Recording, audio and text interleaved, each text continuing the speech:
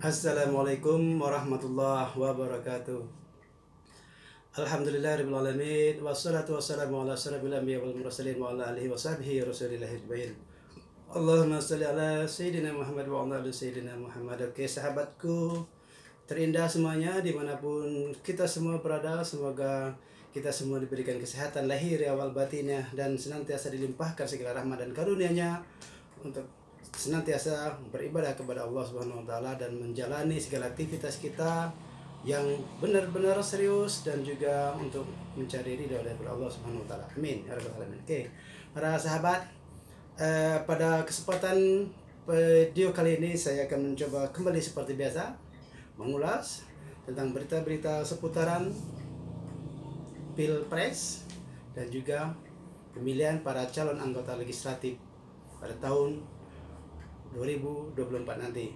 Ya, sebelum saya memulai mengulasnya itu lebih detail dan lebih sederhana tentunya, saya meminta kepada para sahabatku semua, tinggalkanlah like, kemudian berilah komen, kemudian share-lah video ini kepada sahabat-sahabat kita semua, sehingga dengan share kita itu tadi kepada sahabat kita semua akan menjadikan ibadah kita, menjadikan amal jariah bagi kita. Dan jangan lupa untuk subscribe bagi sahabat kita, sahabat channel terindah yang belum subscribe, karena like, komen, share, dan subscribe itu insya Allah akan menjadi amal jariah kita dan akan menjadi salah satu alasan bagi kita untuk mendapatkan surjanatul firdausnya Allah Subhanahu wa taala. Amin ya rabbal alamin. Oke para sahabat, dalam video kali ini saya akan mengulas sedikit tentang Pilpres, yang mana kita sama-sama ketahui bahwa ketiga capres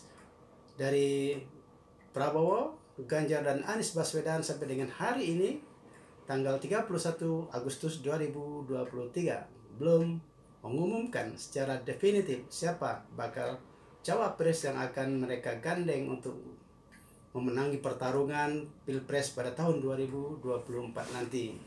Kan tetapi sinyal-sinyalnya katanya sudah ada, tapi kita tidak akan mengulas lebih detail tentang itu. Tapi para capres ini hanya tertinggal waktu yang mungkin dibilang lama, cukup juga lama, yaitu terakhir nanti pada tanggal 25 November capres dan cawapres harus sudah mendaftarkan diri ke KPU agar bisa dinyatakan menjadi kompetitor dalam Pilpres nanti. Dan juga untuk para cawapres yang sedang bergerilya, teruskanlah bergerilya. Pak Muhaimin Iskandar, silakan terus bergerilya, meskipun Anda merasa cemas, meskipun Anda merasa mungkin sudah ditinggalkan dengan adanya perubahan nama koalisi, tanpa meminta restu dari Anda, tanpa mengajak Anda untuk tanpa mengajak Gus Muhaimin Iskandar untuk merubah nama daripada koalisi mereka berempat, yaitu Partai Gerindra, Partai Golkar, Partai PAN, dan juga Partai PKB. Ya, jadi perubahan nama ini cukup membuat Muhaimin Iskandar ketar-ketir. Apakah dia akan loncat apa kita kita tidak tahu. Kemudian dari koalisi perubahan untuk perbaikan adalah Anies Baswedan yang akan didampingi oleh AHY pun belum mencapai pada kulminasi tertentu sehingga mau mengumumkan bahwa AHY lah yang akan menjadi cawapresnya Anies Baswedan, tapi juga belum definitif. Kemudian terakhir Ganjar Pranowo yang digadang-gadang akan bersandingan dengan Sandiaga Uno pun belum definitif. Kan tetapi ketiga capres ini telah dimulai oleh Anies Baswedan menyampaikan kuliah umumnya di kampus Universitas Indonesia, di mana dalam ulasan yang disampaikan oleh Anies Baswedan itu cukup visioner ke depan untuk membuat Indonesia hadir ke setiap rumah tangga di seluruh dunia. Artinya dalam bentuk produk-produk andalan. Seperti mungkin sebagai proyek atau tujuan atau imajinasi Indonesia di masa depan adalah mengharapkan atau menginginkan Indonesia hadir ke setiap rumah tangga di seluruh dunia, itu dalam bentuk produksi. Misalnya mungkin Indonesia bisa memproduksi sebuah jam tangan atau mebel yang khusus ciri khasnya Indonesia akan hadir di setiap rumah tangga di seluruh dunia, dimana ketika orang melihat produk itu, mereka akan tahu bahwa itu adalah Indonesia. Tentu bukan suatu program yang sangat mudah, tentu akan memerlukan sebuah energi yang sangat besar, karena walaupun hanya satu produk akan memenuhi seluruh rumah tangga di dunia ini akan sangat sulit dicari. Sebagai salah satu misal adalah Honda. Honda ini adalah produknya daripada Jepang, dan Honda ini bisa dikategorikan sekitar 60 sampai dengan 80% telah mengisi rumah tangga di dunia ini. Hampir katakanlah 60% penduduk dunia mempunyai motor atau mempunyai mobil yang dimana brandnya adalah Honda. Ketika orang membaca itu Honda adalah Jepang, maka itulah yang diharapkan Anies, yang dicita-citakan kita semua, bahwa Indonesia hadir di setiap rumah tangga di seluruh dunia. Apakah bisa tercapai apakah tidak? Tentu memerlukan suatu perjuangan yang besar dan terus menerus dan tidak terputus, sehingga akan membuat Indonesia hadir di setiap rumah tangga kita.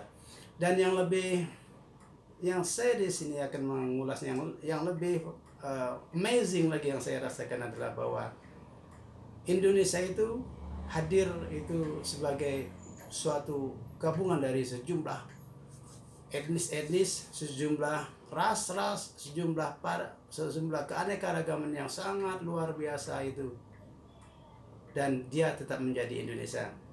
Dan Indonesia itu merupakan satu kesatuan atau substansi baru atau elemen baru, yang dimana di dalamnya Indonesia itu ada setiap suku yang berbeda. Setiap suku itu tetap ada, setiap perbedaan itu tetap ada di dalam lingkaran Indonesia, dan dia menjadi satu karena ada perbedaannya tadi. Perbedaan ini bukan untuk perpecahan, tetapi perbedaan ini adalah untuk menyublim menjadi satu yang namanya Indonesia. Indonesia ini tidak ada apabila tidak ada perbedaan-perbedaan ini. Karena perbedaan-perbedaan dari Sabang sampai Merauke, Papua, Maluku, Halmahera, kemudian Ternate, Tidore, hingga sampai Pulau Jawa, Bugis, Jawa Timur, Jawa Tengah, Sunda, Batak, Aceh, dan lain sebagainya. Mereka menyatu menjadi satu, dan itu namanya Indonesia. Dan semua suku bangsa itu tetap ada. Inilah merupakan ulasan Anies yang cukup luar biasa, yang menyatakan bahwa adalah Indonesia itu adalah suatu fusi, merupakan suatu bentukan baru daripada sejumlah keanekaragaman yang menyatukan Indonesia. Kan tetapi dalam bersikap, baik individu masing-masing yang berbeda itu tadi, maupun dari kebijakan pemerintah yang akan datang, kemudian segala peraturan yang akan dimunculkan oleh pemerintahan yang akan datang, jangan menonjolkan satu etnis saja atau beberapa etnis saja yang ditonjolkan. Akan tetapi harus ada kesetaraan di dalam keindonesiaan tadi.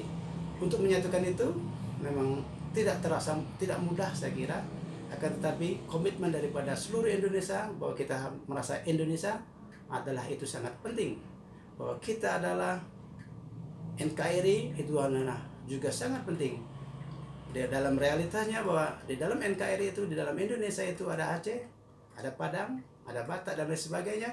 Itu adalah satu realita yang mana ketika masing-masing berbeda itu tidak ada, tentu Indonesia juga tidak ada. Untuk itu, daripada orasi Anies Baswedan dari kampus UI itu cukup luar biasa, mudah-mudahan kita semua bisa menyelami nilai-nilai yang ada di dalamnya, nilai-nilai keindonesiaan dan nilai-nilai keadilan. Tentu keadilan di sini dalam keadilan semua sisi. Seperti kita, Indonesia menyatu dalam keanekaragaman. Indonesia itu terdiri daripada keanekaragaman. Indonesia itu terdiri dari segala realitas yang berbeda-beda. Akan tetapi keberbedaan itu menciptakan suatu hal yang baru, itulah Negara Kesatuan Republik Indonesia. Demikian saja saya mengulas untuk berita tentang Anies Baswedan yang menyampaikan orasi ilmiahnya di depan khalayak Sivitas Akademika Universitas Indonesia, dan mungkin atau bisa dipastikan akan diikuti oleh capres yang lainnya, Prabowo dan Ganjar Pranowo. Maka mereka bisa setidaknya menyaingi ataupun menyamai daripada apa yang telah disampaikan oleh Anies Baswedan secara akademis itu. Wallahu a'lam bishawab. Setidaknya Anies Baswedan tampil secara pertama sudah kelihatan rencana kerjanya, sudah kelihatan apa yang akan dia lakukan untuk Indonesia ini jika dia dan pasangannya dan masyarakat Indonesia memilihnya sebagai Presiden Republik Indonesia periode 2024 hingga 2029 yang akan datang. Wallahu a'lam bishawab. Semoga kita bisa menggunakan akal pikiran kita yang sehat untuk memilih kandidat presiden dan yang benar-benar visioner untuk membangun Indonesia menjadi lebih maju lagi. Dan juga sebagai rakyat semuanya, kita juga dihadapkan pada pemilihan calon anggota legislatif. Mari kita pilih para calon legislator kita yang benar-benar berkualitas, yang tidak memberikan janji-janji dengan memberikan sejumlah money politik ataupun sembako politik kepada masyarakat untuk dipilihnya. Silakan pilih yang benar-benar berkualitas dan tak ketahui apa programnya untuk daerah masing-masing. Demikian, semoga bermanfaat. Billahi taufiq wal hidayah. Wassalamualaikum warahmatullahi wabarakatuh. Thank you for watching.